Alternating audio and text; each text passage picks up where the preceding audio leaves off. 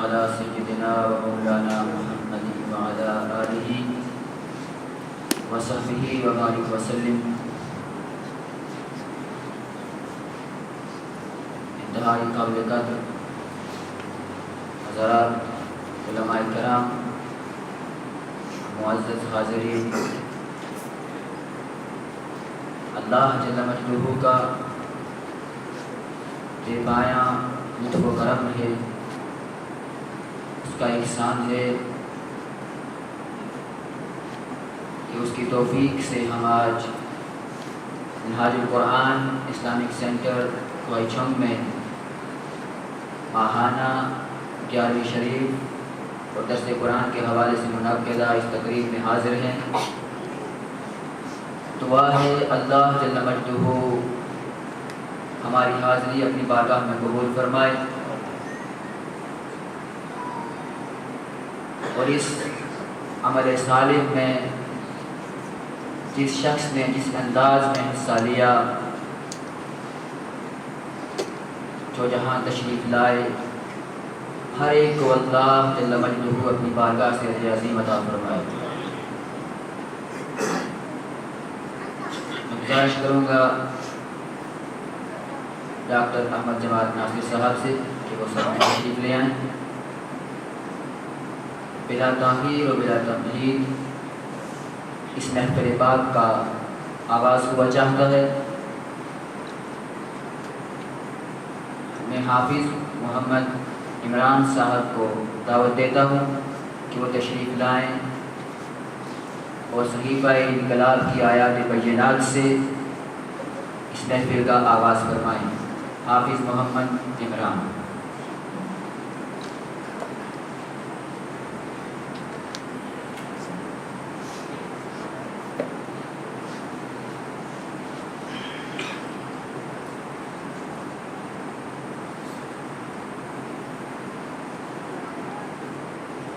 أعوذ بالله من الشيطان الرجيم. بسم الله الرحمن الرحيم.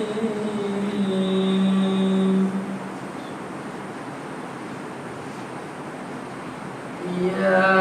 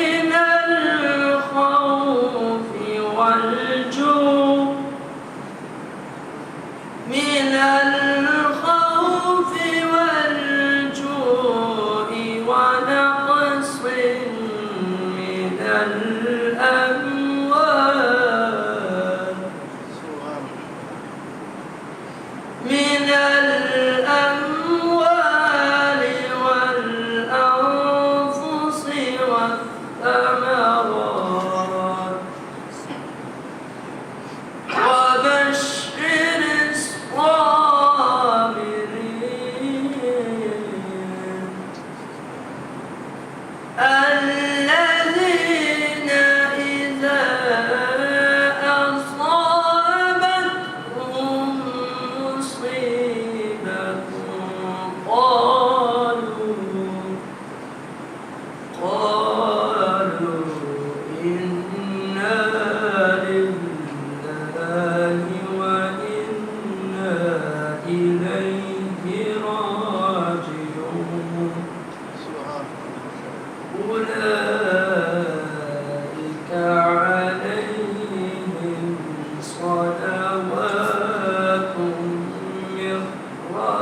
ربهم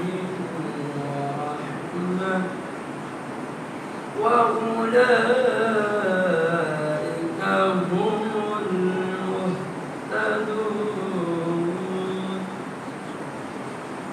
صدق الله العظيم.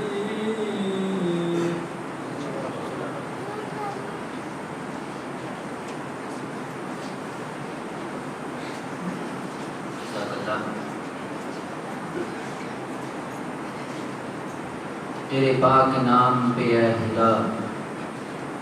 میرا تن فدا میرا من فدا. تیرے پاک نام پہ اے خدا میرا تن فدا میرا من فدا. میری روح میری جان فدا. تیری بندگی میری آرزو اللہ جل جلالہ. مولا تو جلال ہے تو جمال ہے تو کمال ہے لا زوال ہے. نہ ہی تیرا اہل و عیال ہے نہ ہی تیری کوئی مثال ہے. تو ہی آپ اپنی مثال تو اللہ جل جلالہ. مولا میرا اس طرح سے حساب ہو میرا اس طرح سے حساب ہو میرے لب پہ نعت جناب ہو. میرا اس طرح سے حساب ہو میرے لب پہ نعت جناب ہو. میرے سیدھے ہاتھ کتاب ہو نہ حساب ہو نہ عذاب ہو. راہ روبرو محمد خوبرو صلی اللہ علیہ وسلم. راہ روبرو محمد خوبرو اللہ جل جلالہ. تیری بندگی میری آرزو اللہ جل جلالہ. نعت رسول مقبول صلی اللہ علیہ وسلم کے لیے میں دعوت پیش کروں گا محترم اشرف محمود صاحب کو کہ وہ تشریف لائیں اور بارگاہ رسالت میں گلہائے عقیدت پیش کریں. محترم اشرف محمود صاحب.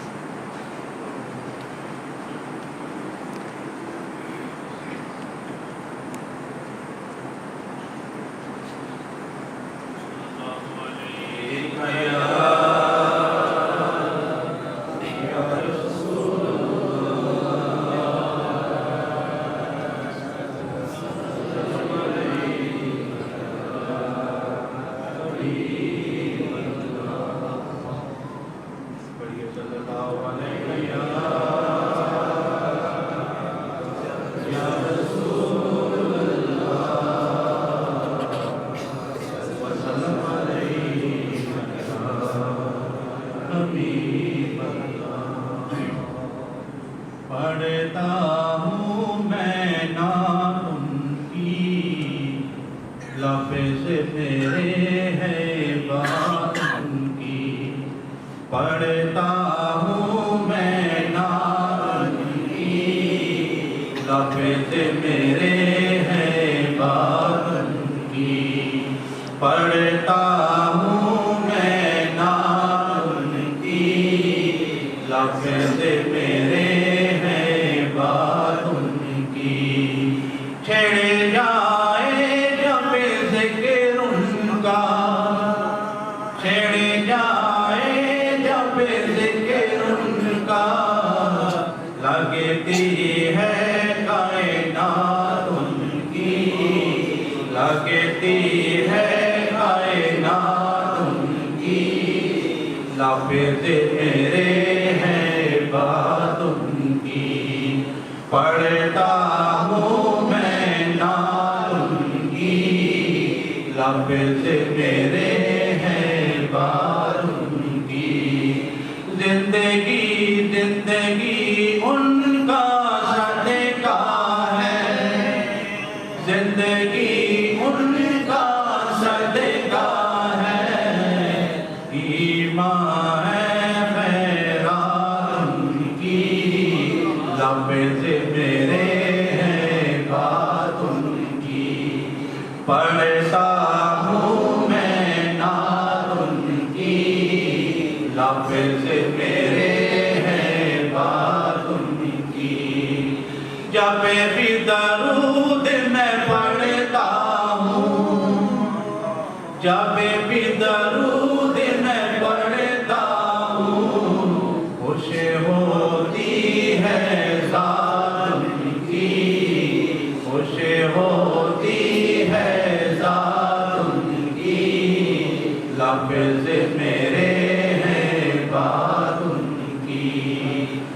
پڑھتا ہوں میں نعت ان کی، لفظ میرے ہیں بات ان کی، دونوں جہاں کے دولہا ہیں، دونوں جہاں کے دولہا ہیں، سارے نبی ہیں برات ان کی، سارے نبی ہیں برات ان کی، لفظ میرے ہیں بات ان کی، پڑھتا ہوں میں نعت ان کی، لفظ میرے ہیں بات ان کی، حسن و حسین ہیں پھول ان کے، حسن و حسین ہیں پھول ان کے، ان میں ہے عادات ان کی، ان میں ہے عادات ان کی، لفظ میرے ہیں بات ان کی، پڑھتا ہوں میں نعت ان کی، لفظ میرے ہیں بات ان کی۔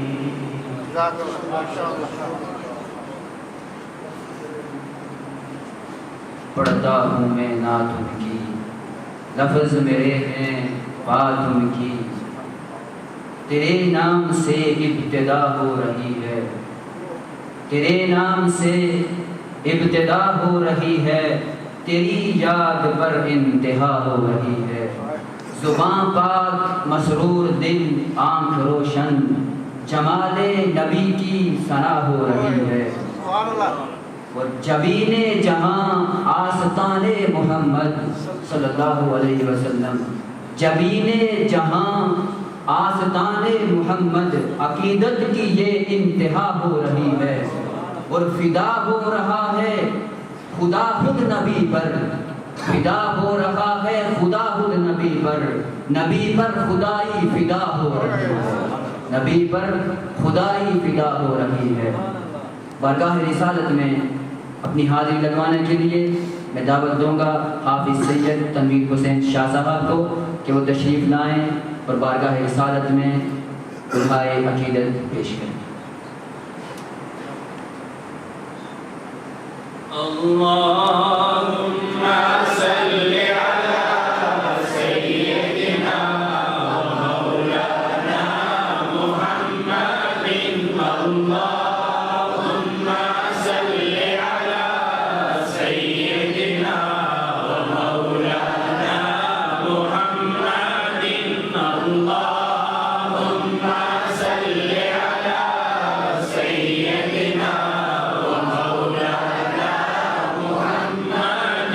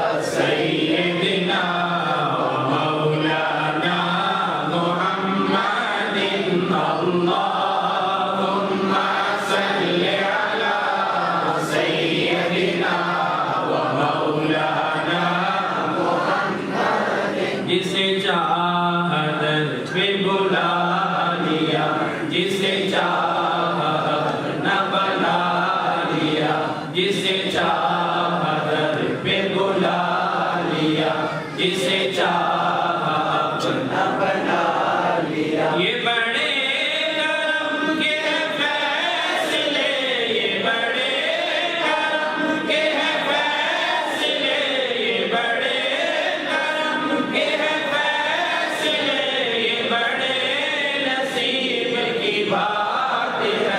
अल्लाहुम्मा सल्ली अला सय्यदिना व मौलाना मुहम्मदिन अल्लाहुम्मा सल्ली अला सय्यदिना व मौलाना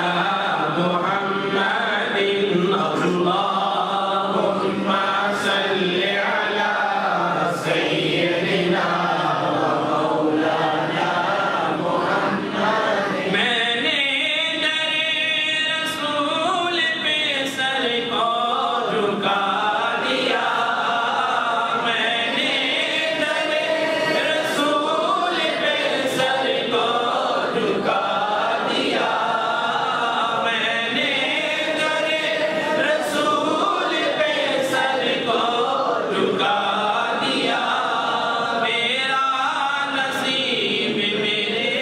नबी ने जगा दिया अल्लाहुम्मा सल्ली अला सय्यदिना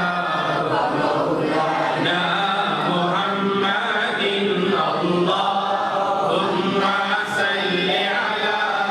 सय्यदिना व मौलाना मुहम्मदिन अल्लाहुम्मा सल्ली अला सय्यदिना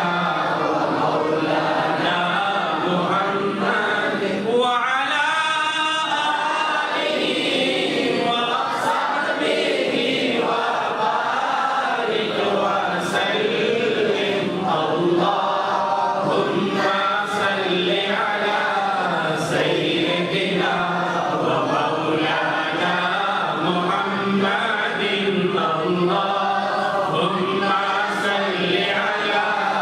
سيدنا ومولانا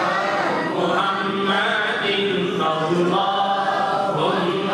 صل على سيدنا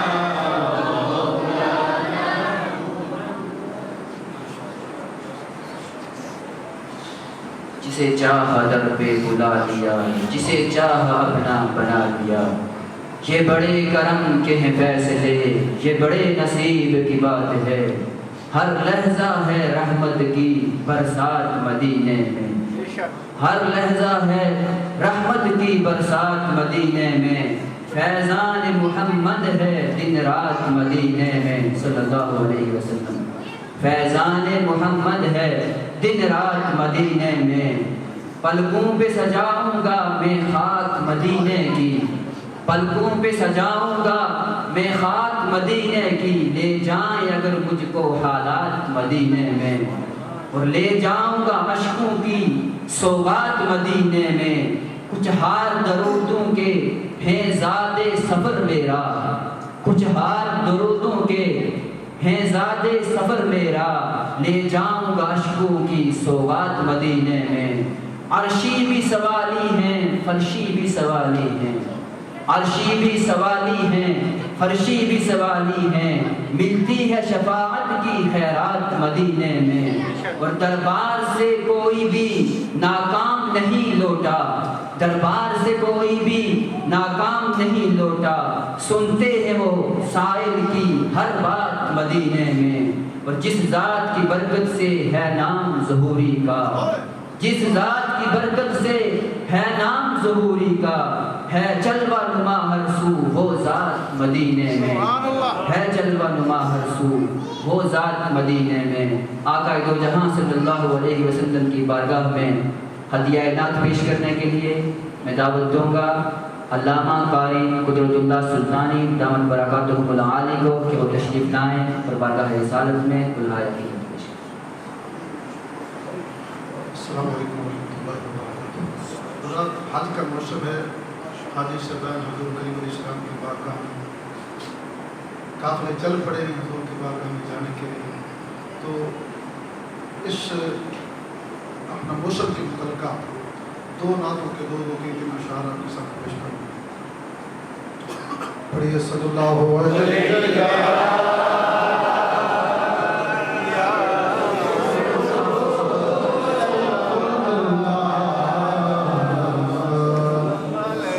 وسلم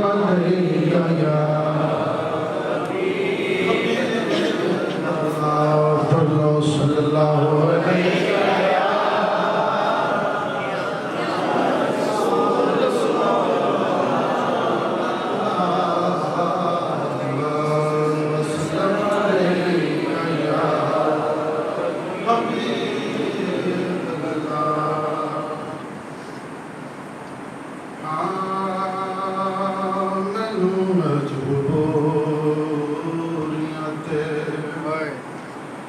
تریاں نمازیاں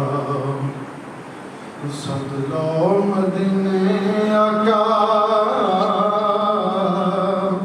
کالی کندی والیا کالی کندی والیا ہاں مینو مجبوریاں تے دوریاں نمازیاں رنگ دا بلال کالا عشق میں مثال سی لگ گئی پریت پایا رتبہ کمال سی رتبہ کمال سی رنگ دا بلال کالا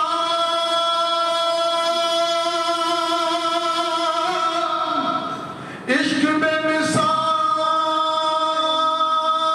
مثال سی لگ گئی پریت پایا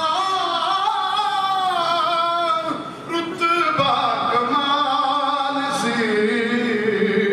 رتبہ کمال سی ہاں اونے بھی حبیب دے رتبے نو پا لیا سبحان اللہ سب لو مدینے آقا کالی کملی والیا کالی کملی والیا ڈاڈا غریب آقا کول میرے زر نہیں اڑ کے میں کیویں آواں نال میرے پر نہیں ہاں نال میرے پر نہیں ڈاڈا غریب آقا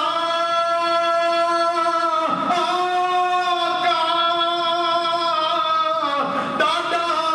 غریب آقا کول میرے سر نہیں اڑ کے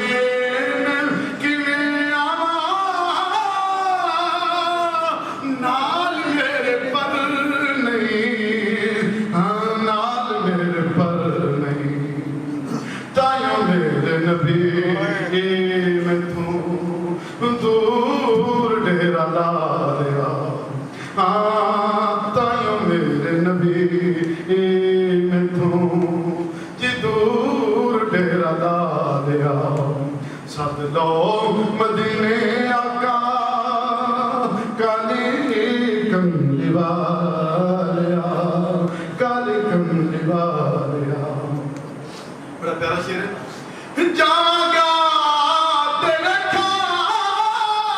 گا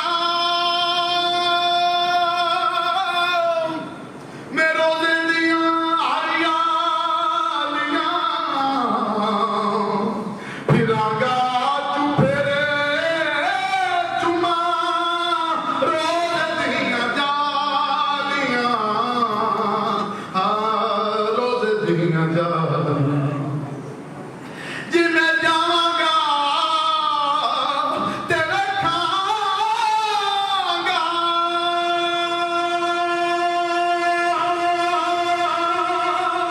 میرے دیاں ہریالیاں پھراں گا چوپھیرے چما روزے دیاں جالیاں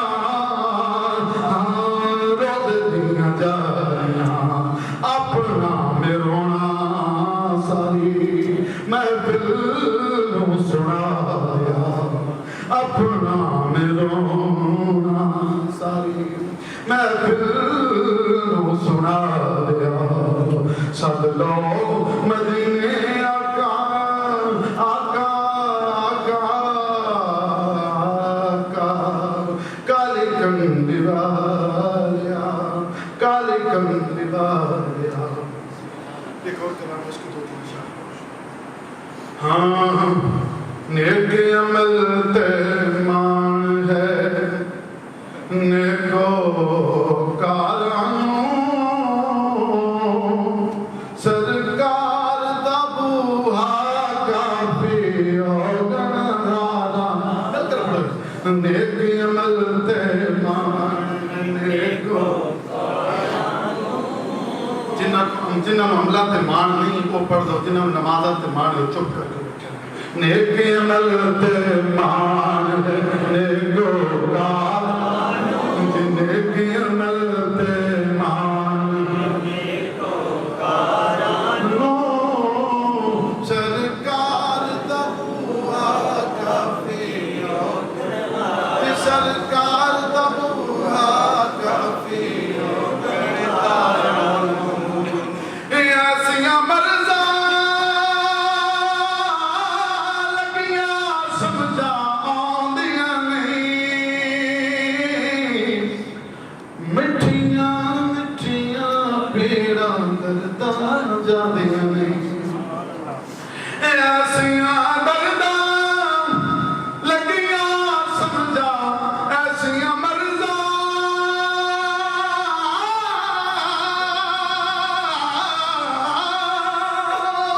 ایسیاں مرزا لگیاں سمجھا آندیاں نہیں مٹھیاں مٹھیاں پیڑاں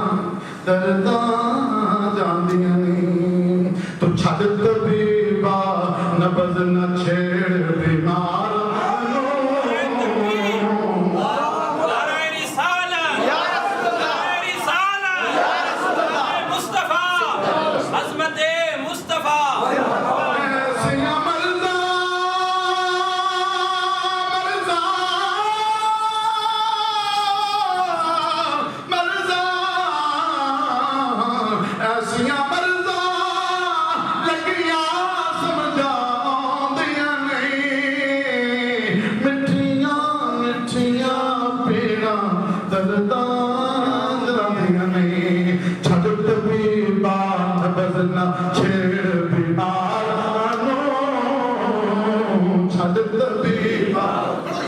چھڑ طبیبا نبض نہ چھیڑ بیمارانوں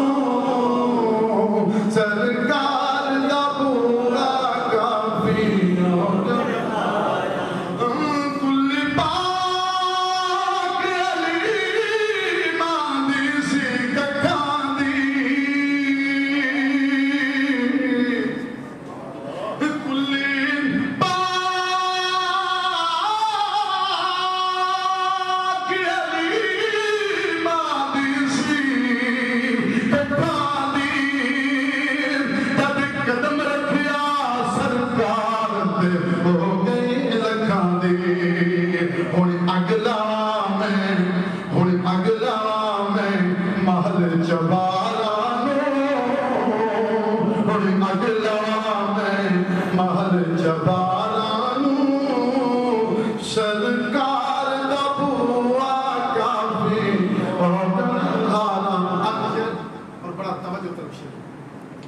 سرکار دے پاک مدینے جاواں گا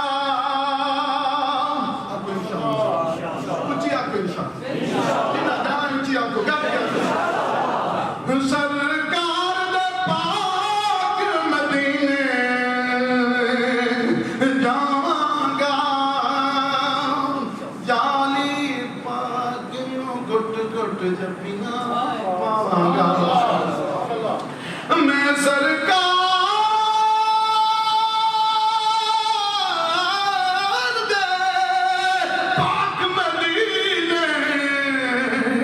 جاواں گا میں سرکار دے پاک مدینے جاواں گا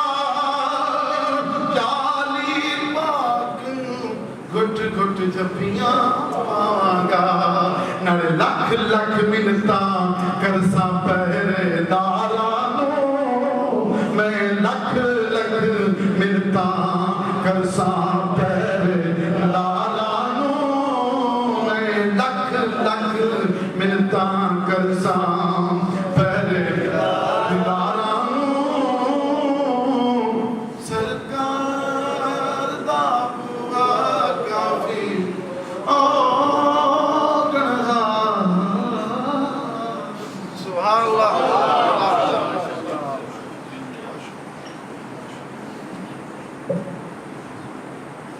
सरकार का बोहा काफ़ी है गुनाहगारां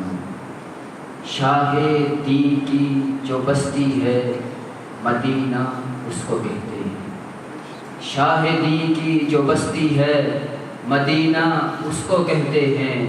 जहाँ रहमत बरसती है मदीना उसको कहते हैं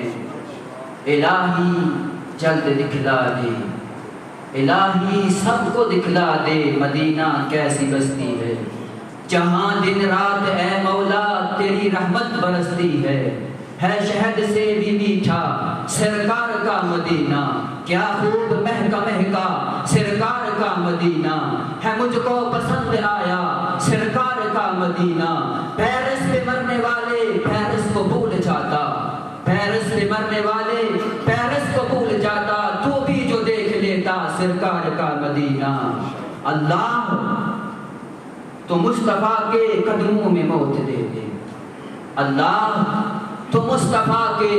कदमों में मौत दे दे मदफन बने हमारा सरकार का मदीना जो शाहिदी की बस्ती है मदीना उसको कहते हैं जहाँ वो गुंबदे हजरा है जिसकी दीद की खातिर बड़ी दुनिया तरसती है मदीना उसको कहते हैं खुदा के नूर से रोशन खुदा के नूर से रोशन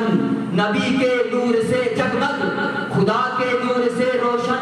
नबी के नूर से जगमग जो एक पुरनूर बस्ती है मदीना उसको कहते हैं शाहिदी की जो बस्ती है मदीना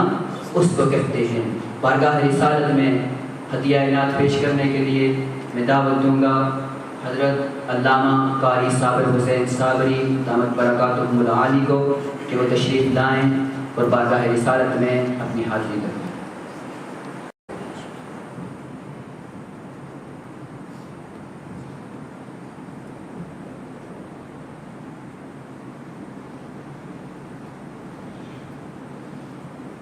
अस्सलामु अलैकुम वरहमतुल्लाहि वबरकातुहू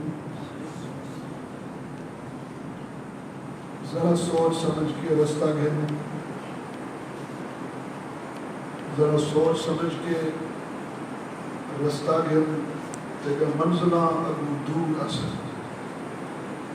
जड़ी खाक में खाक तो उड़ाई ना नहीं वो खाक दे विच ते पूरी असन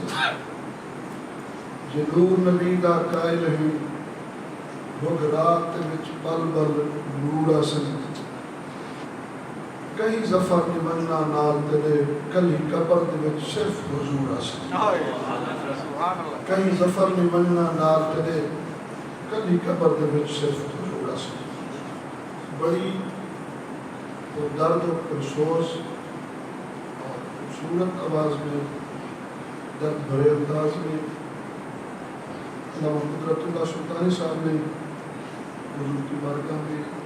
नजराना कीमत पेश किया और आप तमाम अहबाब ने और हमने अपनी खूबसूरत समातों के नज़र में उन्होंने कलाम किया दुआ करो कि अल्लाह को कबूल फरमाए और अल्लाह हम सबको वो गरिया नसीब फरमाए जिन्होंने देखी है उन्हें बार बार दिखाए जिन्होंने नहीं देखी अल्लाह उनके लिए वसैल पैदा फरमाए बाबाज़ बुलंद ज़ौक़ और शौक़ मोहब्बत के साथ दुरूद व सलाम पढ़िए और हम सब हाज़िर सल्लल्लाहु अलैहि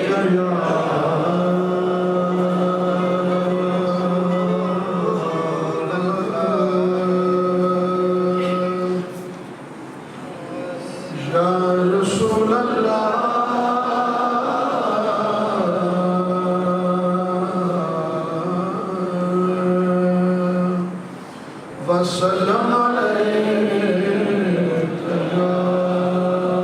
حبيب الله صلى الله عليك يا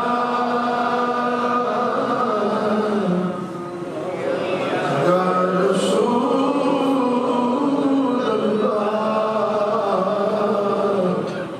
وسلم عليك يا حبيب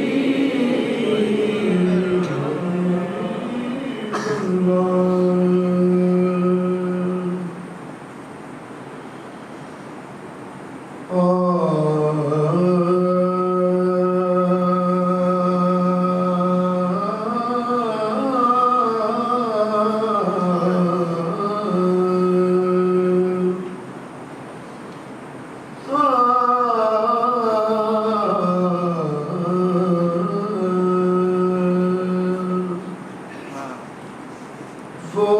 دیکھنے والوں سے جدا دیکھ رہا ہے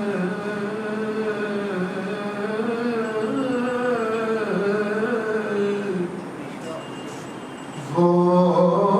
دیکھنے والوں سے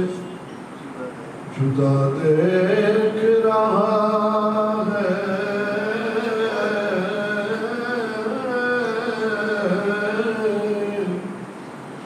خالق تو محمد کی ادا دیکھ رہا ہے اور سرکار کی نظریں گنہگار پہ ناصر سرکار کے چہرے کو خدا دیکھ رہا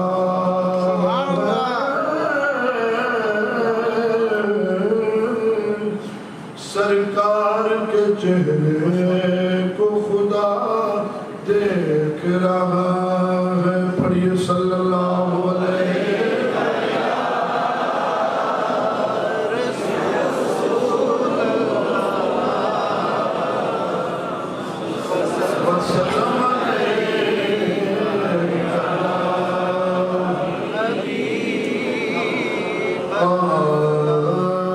سونے دے درد سرے بدرو ہلال بن گئے سونے دے درد سرے بدرو ہلال بن گئے قدمانو چم کے روڑے ہیرے تے لال بن گئے ہیرے تے لال بن گئے سونے دے درد سرے بدرو ہلال بن گئے قدمانو چم کے روڑے ہیرے تے لال بن گئے جنات بیاں نظران میرے حبیب دیا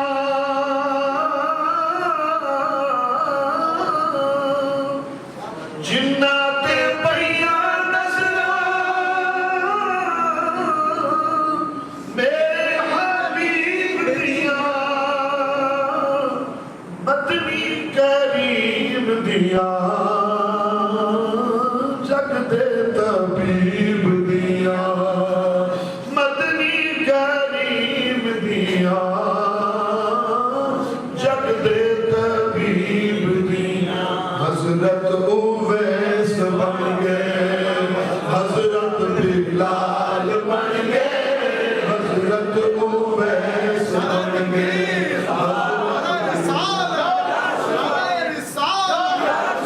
حضرت اویس بن گئے حضرت بلال بن گئے قدمانو چم کے روڑے ہیرے تے لال بن گئے سونے دے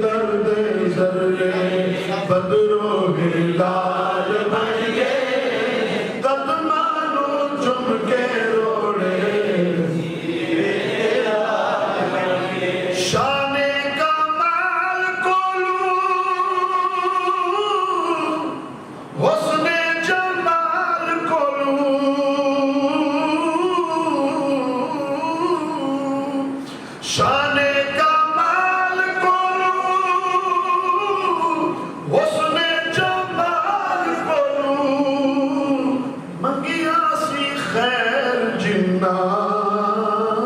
میرے لجپال کولو منگیا سی خیر جنا میرے لجپال کولو آقا دے منگتے یارو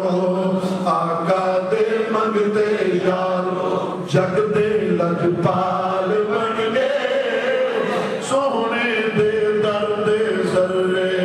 بدرو ہلال بن گئے قدمانو چم کے روڑے ہیرے لال بن گئے ہیرے تے لال بن گئے قدمانو چم کے روڑے ہیرے تے لال بن گئے کیونکہ سرکار دو عالم کے خزینے سے ملے گا سکھ چین ملے گا تو مدینے سے ملے گا سرکار دو عالم کے گلی کوچے کیوں ہر کنکر جس کو بھی اٹھاؤ گے نگینے سے ملے گا سونے دے درد ذرے بدرو ہلال بن گئے قدمانو چم کے روڑے ہیرے تے لال بن گئے لفظاں دے پئیاں نظراں بولن دی جانچ بھل گئی لفظاں دے پئیاں نظراں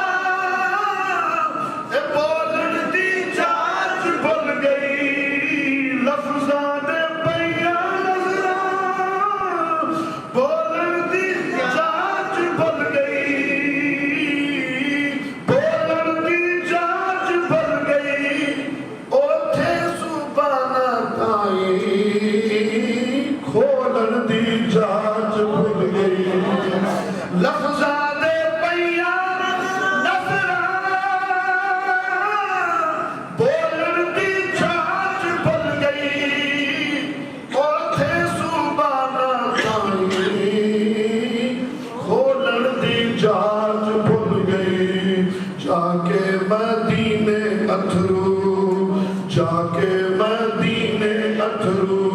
میرے سوال بن گئے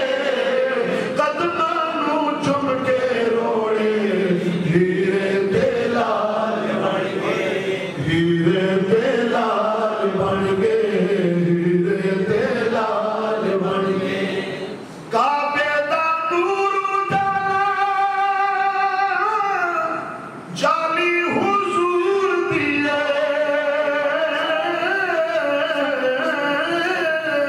اب سبحان اللہ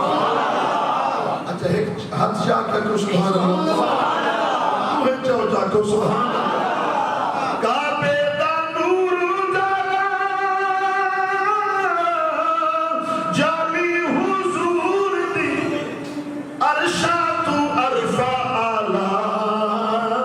جالی حضور دی کعبے دا نور اجالا یہ جالی حضور دی عرشات عرفہ آلہ جالی حضور دی جالی نو چمن والے جالی نو چمن والے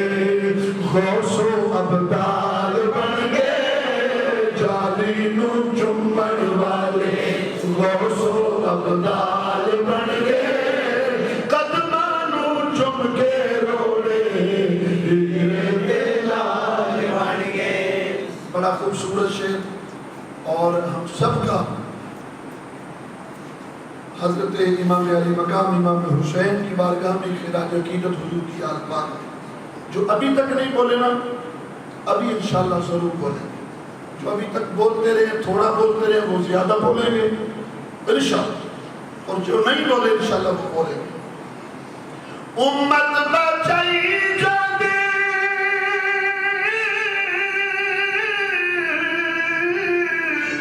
اے روتے رہی جاندے امت بچائی جاندے روتے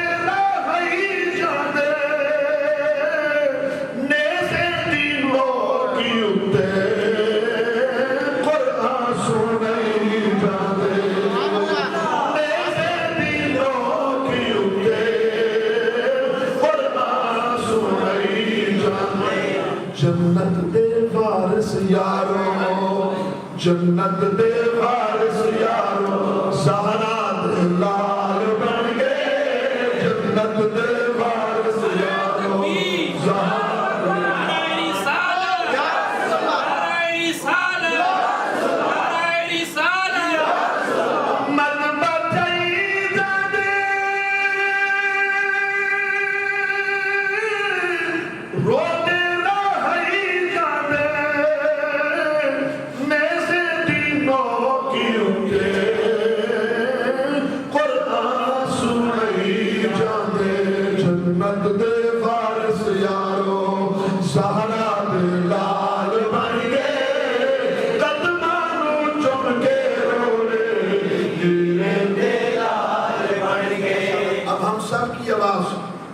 ہم سب کی طرف وہ کیا ہے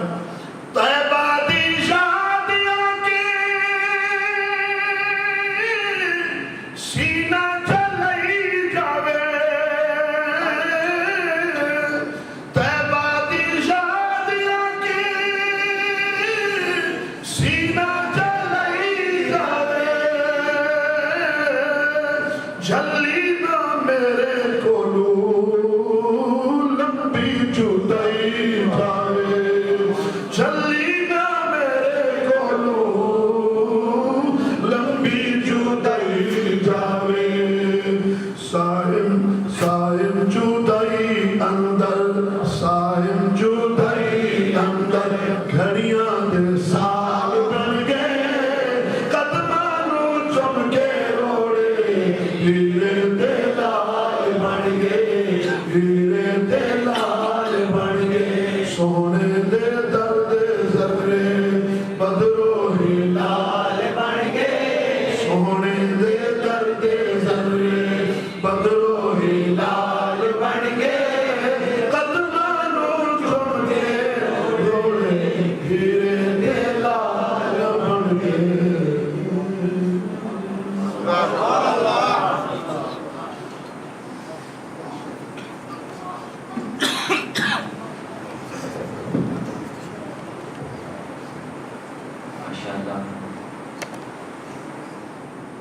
اب محفل کے آخری مرحلے کی طرف ہم بڑھتے ہیں چند اشعار کے ساتھ میں علامہ مفتی اسد صدیق نقشبندی دامت برکاتہم کو دعوت خطاب دوں گا. شاعر کہتا ہے تو شاخ خوباں تو جان جانا ہے چہرہ الکتاب تیرا تو شاخ خوباں تو جان جانا ہے چہرہ الکتاب تیرا نہ بن سکی ہے نہ بن سکے گی مثال تیری جواب تیرا نہ بن سکی ہے نہ بن سکے گا مثال تیری جواب تیرا تو سب سے اول تو سب سے آخر تو سب سے اول تو سب سے آخر ملا ہے حسن دوام تجھ کو ملا ہے حسن دوام تجھ کو ہے عمر لاکھوں برس کی تیری مگر ہے تازہ شباب تیرا ہے عمر لاکھوں برس کی تیری مگر ہے تازہ شباب تیرا اور خدا کی غیرت نے ڈال رکھے ہیں تجھ پہ 70,000 پردے خدا کی غیرت نے ڈال رکھے ہیں تجھ پہ 70,000 پردے جہاں میں لاکھوں کی طور بنتے جہاں میں لاکھوں کی طور بنتے جو ایک بھی اٹھتا حجاب تیرا جو ایک بھی اٹھتا حجاب تیرا اور ہے تو بھی سائن عجیب انسان ہے تو بھی سائن عجیب انسان جو خوف محشر سے ہے خراساں جو خوف محشر سے ہے خراساں ارے تو زندگی ہے نعت پڑھتا ارے تو زندگی ہے نعت پڑھتا وہی تو لے گے حساب تیرا وہی تو لے گے حساب تیرا تو شاخ خوباں تو جانے جانا ہے چہرہ الکتاب تیرا. میں دعوت خطاب دیتا ہوں علامہ مفتی اسد صدیق نقشبندی کو کہ وہ تشریف لائیں اور اپنے ملفوظات سے چلیں.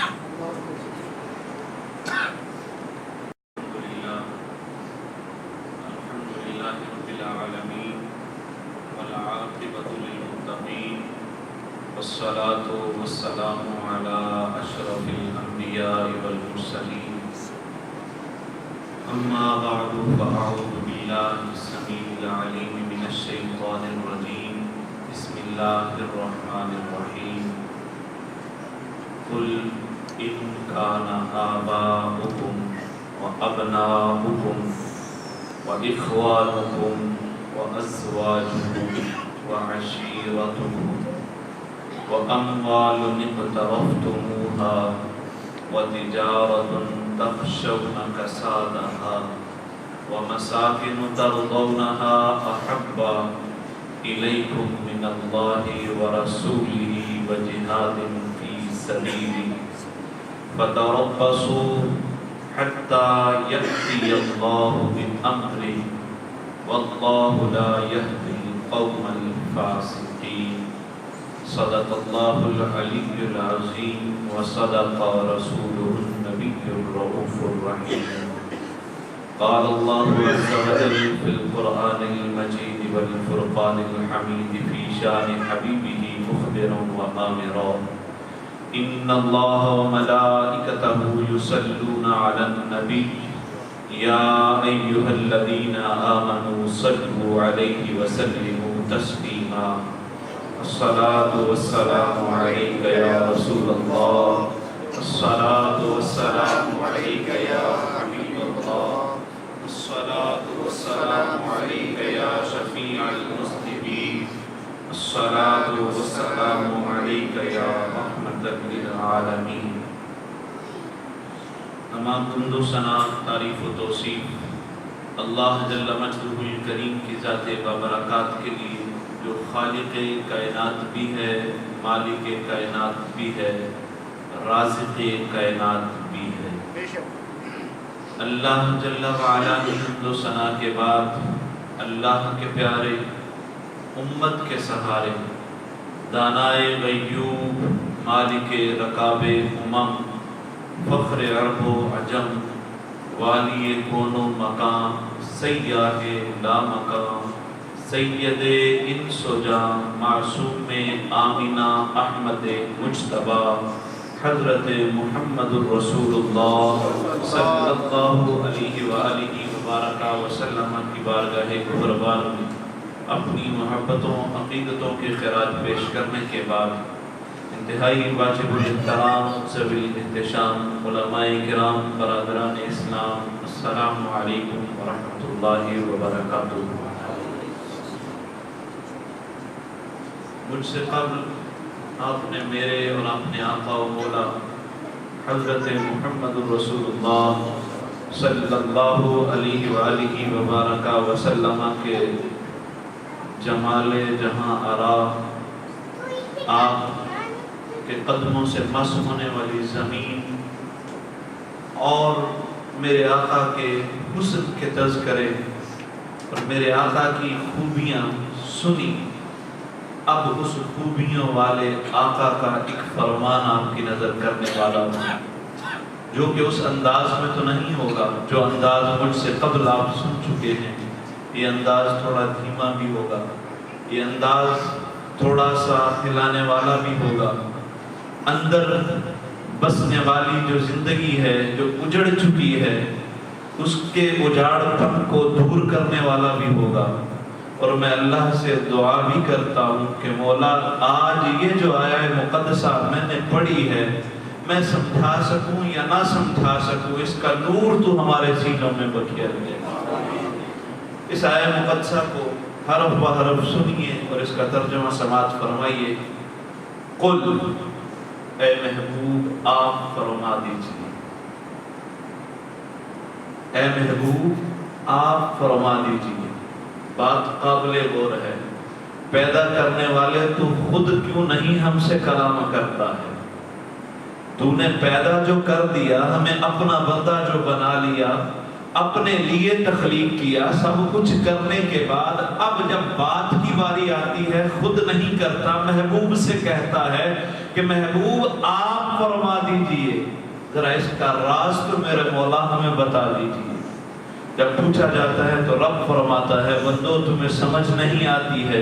میں رب خالق و مالک ہو کے ہر چیز پہ قادر ہو کے میں چاہوں تمہیں اپنی باتوں سے نواز نہیں سکتا، نواز سکتا ہوں لیکن نوازتا کیوں نہیں ہوں؟ تمہیں بتا رہا ہوں کہ میں خالق ہو کے اپنے محبوب کے واسطے کے بغیر تم سے بات نہیں کرتا، تم میری مخلوق ہو کے میرے محبوب کے واسطے کے بغیر مجھ سے کیسے بات کرو؟ قل، محبوب آپ فرما دیجیے، ان کان آباؤکم، تمہارے آبا، تمہارے باپ، طبعاً اس میں مائیں بھی آتی ہیں، تمہارے والدین، ابناءکم، تمہارے بیٹے، بیٹیاں بھی اسی میں شامل ہیں،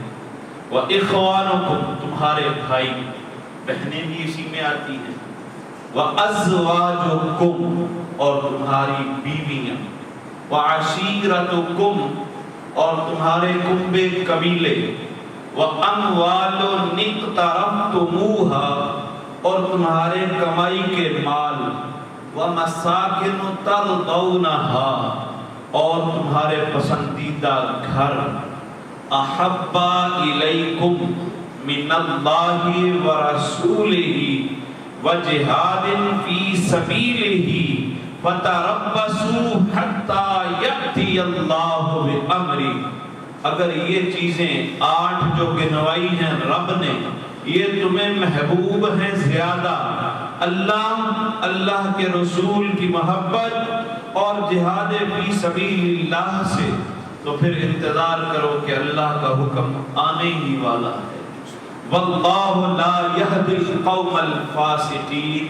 اور میرا رب فاسقوں کو ہدایت بھی نہیں دیتا ہے۔ یہ ہے وہ آیت مقدسہ جو 10ویں پارے میں سورہ توبہ کی غالباً 24ویں آیت مقدسہ ہے۔ اللہ جل وعلا نے اس میں 8 چیزیں گنوائی ہیں، اور وہ چیزیں بھی ایسی ہیں، دوبارہ سن لیجئے، تمہارے والدین، تمہارے بچے یعنی اولاد، تمہارے بہن بھائی، تمہاری بیویاں، تمہارے کنبے قبیلے، تمہاری کمائی کے مال، تمہارے وہ گھر جن سے تم محبت کرتے ہو، یہ ساری چیزیں تمہیں محبوب ہیں اور ہونی چاہیے۔ فطرتاً انسان کی فطرت میں ان کی محبت موجود ہے، لیکن ان کی محبت کہیں میری اور میرے محبوب کی محبت سے بڑھ نہ جائے۔ اگر بڑھ گئی ان کی محبت تو اللہ پھر تمہاری طرف اپنا عذاب بھیجنے والا ہے۔ ان 8 چیزوں کی محبت انسان کو طبعاً ہوتی ہے اور ہونی بھی چاہیے، اور اسلام نے اس کا انکار نہیں کیا۔ اگر آبا کی محبت کی بات آتی ہے تو اللہ نے قرآن میں آبا کے متعلق جہاں اپنی عبادت کا ذکر فرمایا، کئی بار اپنے ذکر کے ساتھ، اپنی عبادت کے ذکر کے ساتھ متصل والدین کا تذکرہ فرما کے فرمایا وَبِالْوَالِدَيْنِ إِحْسَانًا،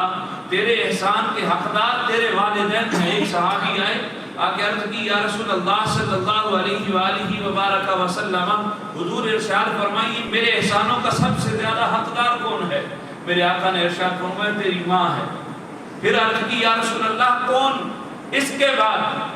پھر فرمایا تیری ماں ہے، ثم پھر اس کے بعد پھر تیری ماں ہے، چوتھی بار میرے آقا نے ارشاد فرمایا تیرا والد ہے۔ یعنی جہاں اتنی تاکید کی جا رہی ہے محبت کی، اس محبت کا کیا عالم ہوگا؟ یعنی اس محبت کو پھر ثواب کے درجوں میں اگر دیکھنا چاہو نا تو یوں محسوس کر لو کہ میرے آقا نے فرمایا جس نے اپنے والدین کو ایک بار محبت کی نگاہ سے دیکھا، میرا رب اس کو مقبول و مبرور حج کا ثواب عطا فرما دے۔ ابناءکم جسے کہا گیا نا، یہ محبت جو ہے، اس محبت کے تقاضے اور ایک اس کا جو ہے پہلو آپ کی نظر کر رہا ہوں کہ اگر ایک بار محبت سے دیکھو تو مقبول و مبرور حج کا ثواب ملتا ہے۔ صحابہ عرض کرتے ہیں یا رسول اللہ اگر کوئی 2 بار دیکھے، فرمایا اسے 2 حج کا ثواب۔ عرض کی یا رسول اللہ اگر کوئی 100 بار دیکھے، فرمایا تم دیکھتے تھک جاؤ گے، میرا رب ثواب دیتا نہیں تھا۔ ایک ایسے ہی شخص کی بات ذہن میں آ رہی ہے، میرے آقا اپنی قمیض کے بٹن کھولتے ہیں اور اس شخص کے لیے فرماتے ہیں مجھے یمن سے رحمان کی خوشبو آتی ہے۔ صحابہ کرام فرمانے لگے یا رسول اللہ، اے آقا، ہم نے کبھی یمن سے کوئی ایسا شخص آتا ہوا نہیں پایا کہ جو آپ سے اتنی محبت رکھتا ہو کہ آپ سے اس کے لیے ایسے جملے سننے کو مل رہے۔ میرے آقا نے ارشاد فرمایا ہاں میرے صحابہ، تم نے اس کو نہیں دیکھا ہے، وہ کبھی تمہارے پاس آیا نہیں ہے۔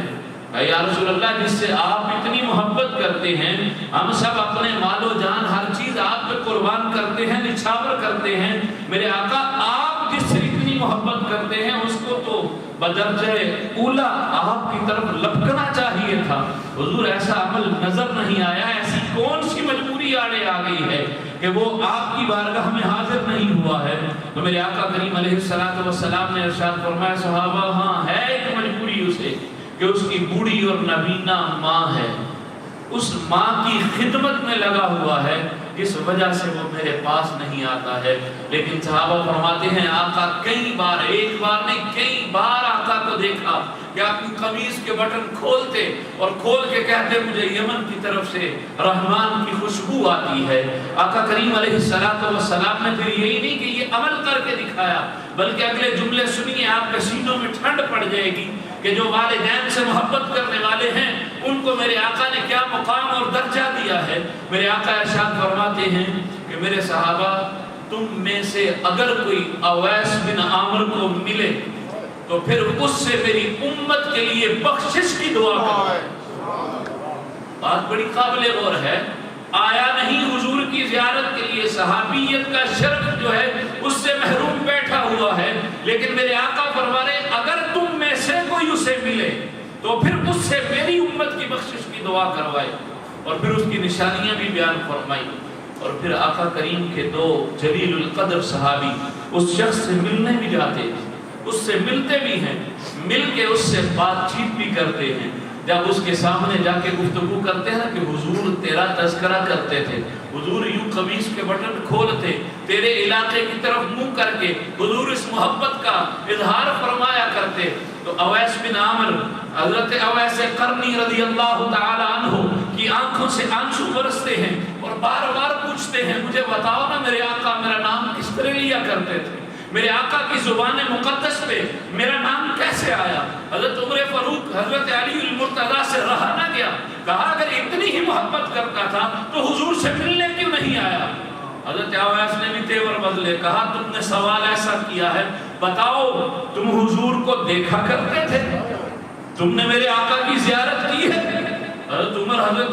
علی کرم اللہ وجہ بیک زبان بولے، کہا ہر وقت حضور کی بارگاہ میں تو رہتے تھے، اسی مدنی کا چہرہ تو دیکھتے رہتے تھے۔ حضرت اویس فرمانے لگے بتاؤ پھر میرے آقا کے یہ آبرو ملے ہوئے تھے کھلے ہوئے تھے؟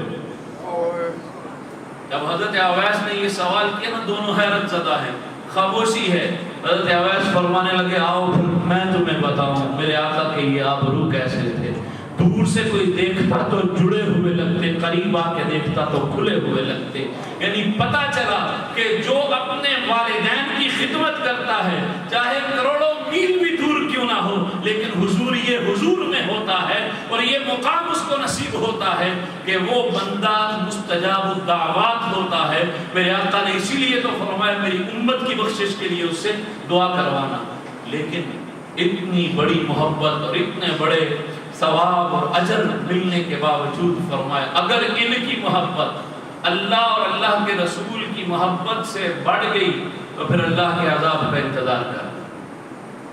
یعنی تاکیدیں دیکھیں کتنی ہیں اور اس کے لیے کتنا کچھ بتایا جا رہا ہے، لیکن ساتھ ہی حکم آ گیا، ساری محبتیں ہیچ ہیں، مصطفیٰ کریم کی محبت آگے ہے، مصطفیٰ کریم کے رب کی محبت آگے ہے۔ پھر ارشاد فرمایا ابنا، تمہاری اولادیں۔ بندہ جب گھر میں آتا ہے سارے دن کا تھکا آ رہا ہوتا ہے، گھر میں آیا بچوں کو گھر کے آنگن میں کھیلتے دیکھا، تھکاوٹ دور۔ جس کو اولاد نہیں میسر آئی کبھی اس سے پوچھئے کہ اولاد کا درد کیا ہوتا ہے، وہ آپ کو سنائے گا پھر اپنی داستانیں اور اپنے دل کے غم تمہارے سامنے کھول کے رکھے گا۔ فرمایا تمہاری اولادیں تمہیں محبوب ہونی چاہیے، کیوں کہ رب نے تجھے تحفہ دیا ہے، انعام کیا ہے تجھ پہ تیرے رب نے۔ آقا کریم علیہ السلام کا بھی یہ معمول تھا. حضور اپنی اولاد سے محبت فرمایا کرتے. میرے آقا کریم علیہ السلام حضرت حسن مجتبیٰ رضی اللہ تعالیٰ عنہ کو اٹھائے ہوئے مدینے کی گلیوں میں چل رہے ہیں. میرے حضور جو آگے چلتے جاتے ہیں تو ایک اعرابی قریب آتا ہے, آگے عرض کرتا ہے یا رسول اللہ آپ نے اس بچے کو کتنے پیار سے اٹھایا ہوا ہے. ابھی وہ یہ جملے کہہ ہی رہا تھا کہ میرے مصطفیٰ کریم بھوسا لے رہے تھے حسن مجتبیٰ.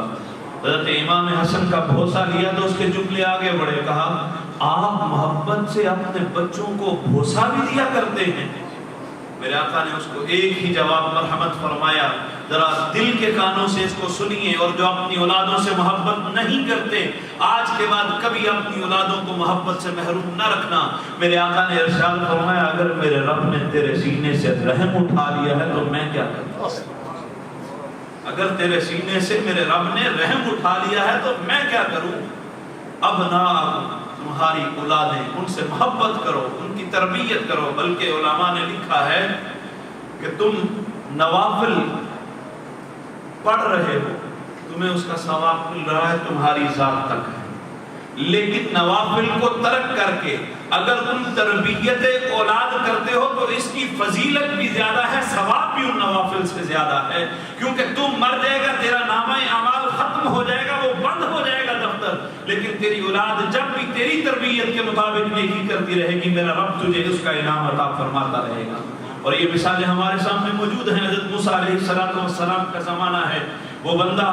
اس دنیا سے جاتا ہے اور کئی سال بعد اس کے گھر میں جو اولاد پیدا ہوئی تھی, جب وہ بچہ بڑا 9 مہینے بعد بڑا ہونا شروع ہوا, اور اس کے بعد اس دنیا میں آنے کے بعد اس نے 4 سال کے بعد جا کے جب اپنے قریبی استاد سے اپنی اس وقت کی اللہ کی کتاب کو پڑھنا شروع کیا, تو جب اس نے کہا نا بسم اللہ الرحمن الرحیم, تو رب نے فرمایا فرشتوں آج اس بندے سے عذاب اٹھا دو. کہا مولا اس نے کون سا ایسا عمل کر لیا ہے یہاں قبر میں رہتے ہوئے کہ اس سے عذاب اٹھا لیں؟ کہا اس نے تو نہیں کیا, لیکن اس کے نطفے سے پیدا ہونے والا جو اس کا بچہ تھا, آج اس نے مجھے رحمان اور رحیم پکارا ہے. میری رحمت کو یہ گوارا نہیں ہے کہ اس کی اولاد مجھے رحمان اور رحیم پکارتی رہے, اور میرا قہر اور عذاب اس پہ ہوتا رہے کہ میری رحمت کو گوارا نہیں ہے. اب نہ تم اپنی اولادوں سے محبت کرو. پھر فرمایا اخوانکم, تمہارے بھائیوں کا بھی پیار, ان کا بھی حق ہے. آج تو ویسے حالات بھی بدل چکے ہیں اور بڑے آرام سے یہ کہا جاتا ہے کہ خون سفید ہو چکے ہیں, لیکن پھر بھی کبھی بھی ایسا وقت آ ہی جاتا ہے جن کے سفید ہوئے ہیں ان پہ بھی کہ وہ بچپن یاد آتا ہے کہ ایک چنگیر پہ بیٹھ کے کھانا کھایا کرتے تھے, ایک گھر میں کھیلا کرتے تھے, ایک ماں کے آنگن میں پلے ہیں, ایک باپ کی شفقتوں کا سایہ ہوا کرتا تھا. وہ باتیں یاد آ جاتی ہیں. لیکن افسوس کہ آج ہمارے ماحول بدل چکے ہیں. یہ شریک جو ہیں, جو باپ کی نسبت کے شریک, جو وراثت کے شریک, جو دکھ درد کے شریک ہیں, ان کے انداز آج بدل چکے ہیں. آج ہم شریک اس کو نہیں کہتے کہ جو دکھ درد کا شریک ہوتا ہے, جس کا خونی رشتہ ہم سے ہوتا ہے, جو ہمارے والدین کی وجہ سے ہمارا بہن بھائی ہوتا ہے, اس کو ہم شریک اس انداز میں نہیں جانتے کہ وہ ہمارا دکھ درد کا شریک ہے, بلکہ ہمارے ہاں شریک انہی کو کہا جاتا ہے, لیکن اس کا مفہوم کچھ اور جانا جاتا ہے کہ یہ ہماری عزتوں کے سانجے نہیں ہیں, بلکہ ہماری عزتوں کے تاک میں رہتے ہیں, حسد میں رہتے ہیں کہ کب کوئی موقع ملے تو اس کی عزت, اس کی پگڑی کو اچھالے. ہم نے آج شریک کا یہ مفہوم بنا لیا ہوا ہے, حالانکہ شریک کا یہ مفہوم ہے نہیں ہے. شریک تو وہ ہے جو تمہارے دکھ درد کا سانجی ہوتا ہے. ہمارے ہاں اگر اپنی ہی بیٹی کی شادی کر رہا ہے اور اپنے تمام رشتہ داروں کو بلاتا ہے, ایک تو دکھ ہے بیٹی گھر سے جا رہی ہے, لیکن اس کو یہ دکھ بھی بھولا ہوتا ہے. کوئی پرواہ نہیں ہوتی اس کی کہ میری بیٹی میرے گھر سے آج جا رہی ہے. اتنا عرصہ جسے پالا پوسا اپنے پاس رکھا,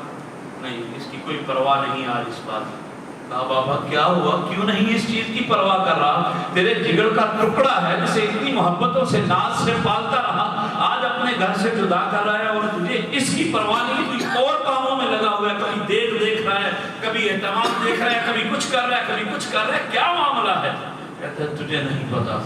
میں نے آج اپنے بھائیوں کو بھی بلایا ہے، اپنی بہنوں کو بھی بلایا ہے، اگر کھانا کم پڑ گیا نا یا کھانا ان کو صحیح نہیں ملا تو میری پوری برادری میں ساری زندگی کے لیے ناک کٹ جائے گی۔ صاحب یہ کیسی شرکت ہے، یہ کیسا شریک ہونا ہے؟ ہمارے ہاں یہ ماحول تو نہیں ہونا چاہیے تھا۔ اس کو اپنے مہمانوں کی فکر ہوتی، اپنی بیٹی کے جانے کی فکر ہوتی، اسے اپنے بھائیوں بہنوں کی فکر تو نہیں ہونی چاہیے تھی، ان کو فکر ہونی چاہیے تھی کہ یہ دیکھتے کہ ہمارے بھائی کی بیٹی کی آج شادی ہے، ہم اس کی شادی میں شریک ہوئے ہیں، تمام کام ہمیں نپٹانے چاہیے۔ آج اس پہ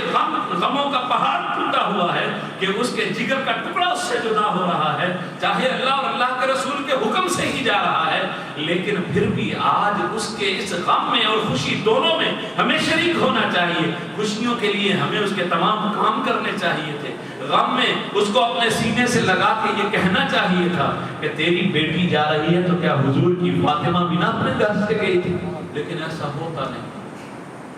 ایسا ہوتا نہیں ہے۔ اس بندے کو ایک ہی فکر ہوتی ہے کہ میرے بچے جاتے ہیں تو جائیں، میرے رشتہ داروں میں جو میرے دوست آئے ہیں وہ جاتے ہیں تو جائیں، ان کو کھانا ملے نہ ملے اس کی پرواہ نہیں، لیکن جو میرے سگے آئے ہوئے ہیں ان کو کھانے میں کمی نہ آئے، کیونکہ ان کو اگر کمی آ گئی تو میری ناک خاک آلود ہو جائے۔ تو اخوان، یہ تمہارے بہن بھائی جو ہیں ان سے بھی محبت کرو، لیکن ان کی محبت بھی اللہ اور اللہ کے رسول کی محبت سے بڑھنے نہ پائے۔ پھر ارشاد فرمایا وَأَزْوَاجُ، تمہاری بیویاں، بیوی کو کسی زمانہ میں، زمانہ جاہلیت میں پاؤں کا جوتا تصور کیا جاتا تھا، بیوی کو پاؤں کا جوتا خیال کیا جاتا تھا، لیکن بیوی کو بھی اللہ کے محبوب نے عزت دی۔ حضرت اماں عائشہ کو کبھی یا عائشہ کہہ کے پکارتے ہیں، کبھی حمیرہ کہہ کے پکارتے ہیں، کبھی یوں ارشاد فرماتے ہیں عائشہ پانی پی رہی ہو میرے لیے بھی بچا دینا۔ حضرت اماں عائشہ کہتی ہیں میں نے بچا دیا، وہ کٹورا جو میرے ہاتھ میں تھا، وہ پانی کا برتن میں نے اپنے آقا کے ہاتھ میں دیا، میرے آقا کریم علیہ السلام نے اس کو اپنے ہاتھوں میں تھاما، اپنے لبوں کے قریب کیا، پھر رک کے ارشاد فرمایا عائشہ مجھے یہ تو بتا تو نے ہونٹ کہاں لگایا تھا؟ یہ بیوی کی محبت سکھائی ہے میرے آقا نے۔ وہ بیوی جس کو کبھی پاؤں کا جوتا تصور کیا جاتا تھا، وہ بیٹی جو کسی کے گھر میں پیدا ہو جاتی وہ سمجھتا آج میری پگڑی جو ہے وہ خاک آلود ہو گئی ہے، اس بیٹی کو میرے آقا نے یہ مقام دیا۔ حضرت اماں عائشہ فرماتی ہیں کہ حضور صلی اللہ علیہ وسلم اکثر اپنی پہلی بیوی حضرت خدیجہ الکبریٰ کا تذکرہ کیا کرتے، کہتے ہیں میں عورت تھی، فطرت کے مطابق ایک دن مجھ سے رہا نہ گیا۔ میں نے کہا یا رسول اللہ آپ اس بوڑھی عورت کا اتنا تذکرہ کرتے ہیں کہ جس کے ہونٹوں کے گوشے بھی عمر کے بڑھاپے کی وجہ سے پیلے پڑ چکے تھے، آقا آپ اس کا اتنا تذکرہ کرتے ہیں؟ تو میرے آقا کی آنکھوں میں آنسو تیرنے لگے۔ حکم فرمایا عائشہ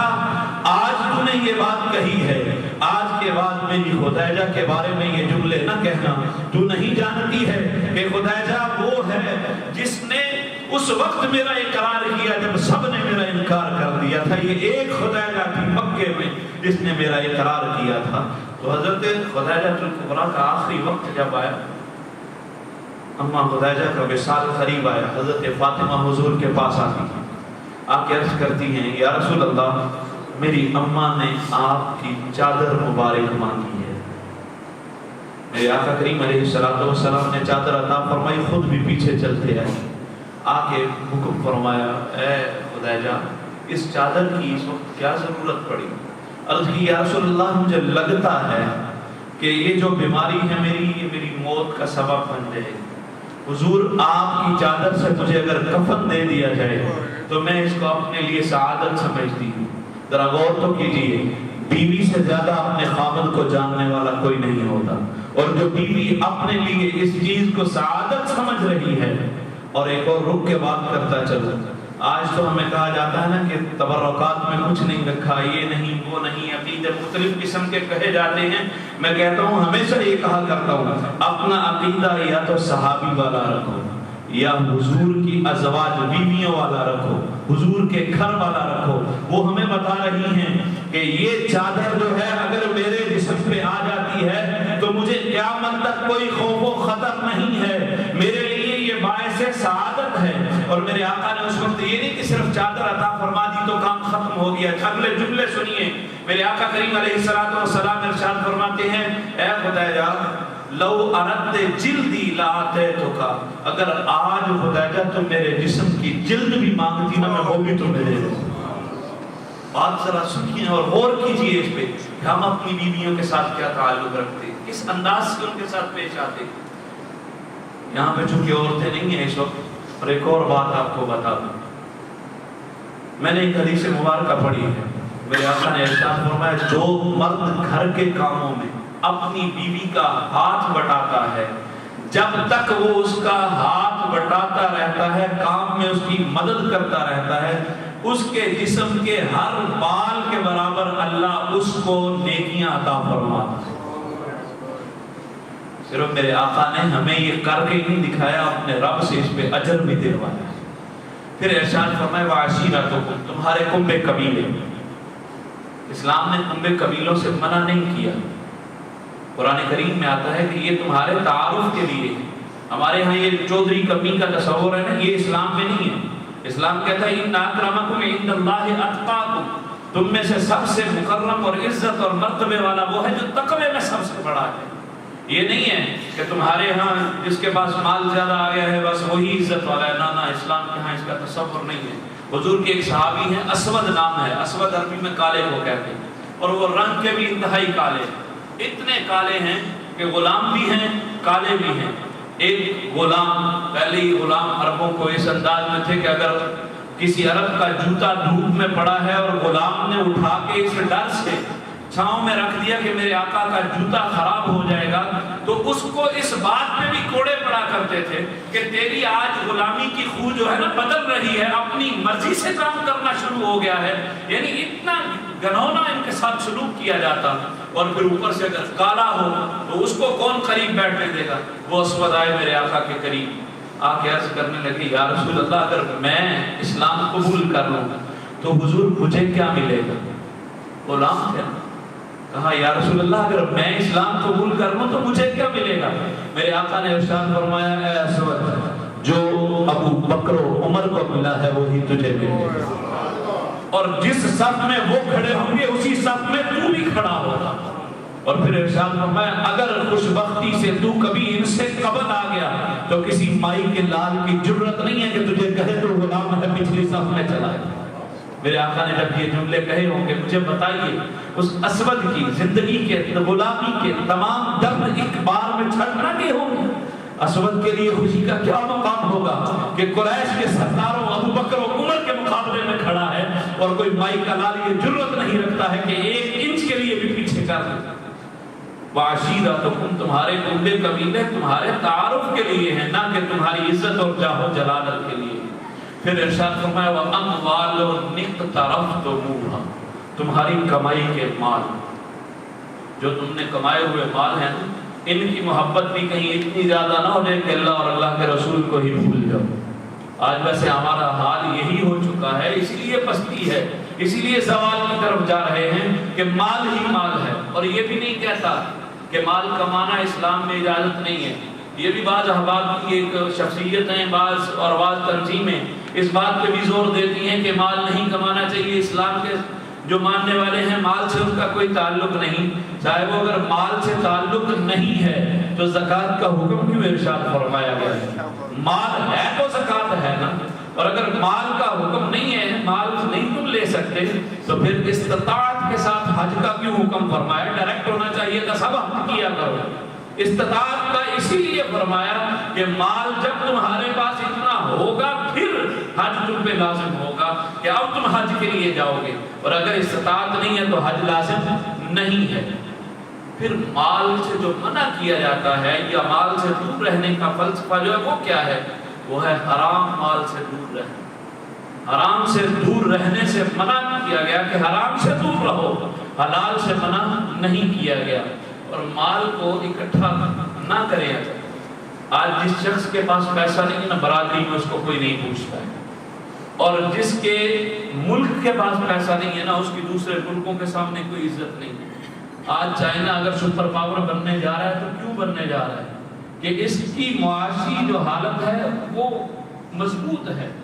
معاشی حالات اس کے بہتر ہیں، اسی لیے سپر پاور بننے کے قریب جا رہا ہے، تمام ملکوں کو بچھاڑ رہا ہے، اپنی مصنوعات ان میں بھیج رہا ہے. کیوں؟ اس کی معاشی حالات ٹھیک ہے. جس کے معاشی حالات نہیں ٹھیک ہوتے وہ ذلت اور رسوائی میں گرتا چلا جاتا ہے. اور اسلام، آقا کریم علیہ الصلوۃ والسلام کی ایک صحابی ہیں، وہ حضور کے سامنے آئے، حضور نے ان کو دیکھا تو بڑی ماڑی سی حالت، حدیث میں آتا ہے کہ جیسے مرغی کا چوزا ہوتا ہے نا، اس طرح حالت ان کی، اتنے کمزور اور ضعیف ہوئے ہوئے. آقا کریم علیہ الصلوۃ والسلام نے ارشاد فرمایا یہ تم نے اپنی کیا حالت بنا رکھی ہے، کیا ہوا ہے تمہیں؟ عرض کی یا رسول اللہ میں نے جو ہے نا اللہ سے ایک دعا مانگی کہ مولا کریم مجھے جو عذاب قبر میں جانے کے بعد حشر میں قیامت میں ہونے والے ہیں ان عذابوں کو اسی دنیا میں دے کے مجھے چھٹکارا عطا فرما دے. ظاہراً تو بات بڑی اچھی لگتی ہے کہ ہمیشہ کی جو ملنے والی سزا ہے اسے چند دنوں چند لمحوں میں ختم کروا لیا، لیکن میرے آقا نے اس کے بارے میں ایک ہی جملہ ارشاد فرمایا، کیا تو نے میرے رب کو رحیم اور کریم نہیں پایا ہے؟ کیا اس کے خزانوں میں کوئی کمی پائی تھی؟ تو نے یہ کیوں کہا کہ مولا مجھے اسی دنیا میں سزائیں دے دے؟ تجھے تو یہ کہنا چاہیے تھا ربنا آتنا فی الدنیا حسنہ وفی الآخرۃ حسنہ وقنا عذاب النار. کیا مولا میری دنیا بھی خوبصورت بنا دے، آخرت بھی خوبصورت بنا دے اور عذاب سے بھی محفوظ فرما دے. اور ہمارا مسلمانوں کا آج یہ جو المیہ بنا ہوا ہے نا کہ مال نہیں ہونا چاہیے، یہ غلط بات ہے. مال اکٹھا کرو لیکن اسے اللہ کے دین کے لیے خرچ کرو. تمہارا مال ضرور ہو، وہ مال عثمانی ہو، مال قانون نہیں ہو. تمہارے لیے وہ سانپ بن کے نہیں کل کو آئے بلکہ تمہیں لے کے گھسیٹ کے جنت میں چلا جائے، ایسا مال ہو تمہارا. اس مال کو کمانے کا حکم عطا ارشاد فرمایا گیا ہے. اور ہمیں یہ جو مال سے دور رکھنے کا فلسفہ ہے نا، یہ کب سے شروع ہوا؟ میں نے اس کے بارے میں پڑھا ہے کہ حنفر نامی ایک شخص تھا جس نے سلطنت عثمانیہ کو ریزہ ریزہ کرنے میں بڑا کردار ادا کیا ہے. اس شخص کے بارے میں آتا ہے کہ اس نے اپنی جو اعترافات کیے نا بعد میں، ان میں اس نے چند چیزیں جو ہیں وہ واضح کی ہے. 15-16 چیزیں اس نے کہا کہ میں نے انہی پہ کام کیا. یہ 15-16 چیزیں ان پہ میں نے کام کیا، صرف انہی 15-16 وجوہات کی وجہ سے سلطنت عثمانیہ جو ہے ریزہ ریزہ ہوئی. اس میں سے 2 چیزیں صرف آپ کی نظر کر کے اپنی بات کو ختم کروں گا. ایک تو یہ اس نے کہا کہ ہم نے اکٹھے ہو کے